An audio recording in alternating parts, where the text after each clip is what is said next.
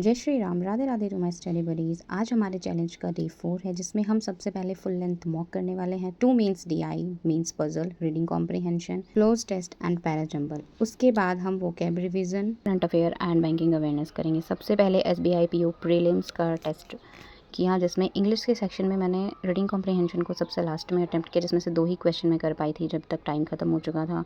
Next math के section की बात करें तो मैथ्स में 2 DI थी, जिस पर बहुत ज़्यादा टाइम टेकिंग थी। उसमें से बन तो दोनों गई थी, लेकिन 2 DI में ही सारा टाइम चला गया।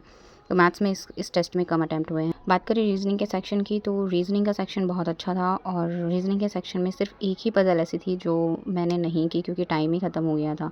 उसके बाद मैंने 5 DI की, जो मेंस लेवल की थी। आप लोग भी बताओ, आप लोगों की प्रिपरेशन कैसी चल रही है? क्या आप इस चैलेंज को मेरे साथ कर रहे हो?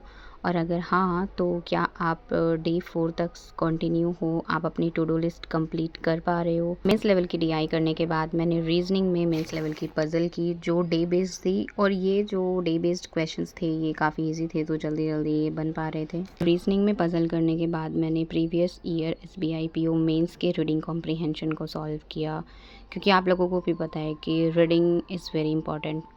उसके बाद मैंने क्लोज टेस्ट एंड पैराजंबल को भी RC बिल्डर की PDF से सॉल्व किया, जो मैंने परचेज़ किया हुआ है। इंग्लिश के सेक्शन में आपको अपना स्कोर अच्छा करना है, तो उसके लिए आपको भी पता है कि रीडिंग बहुत इंपॉर्टेंट है, जिससे हमारी वोकैब भी बहुत स्ट्रॉन्ग होती है।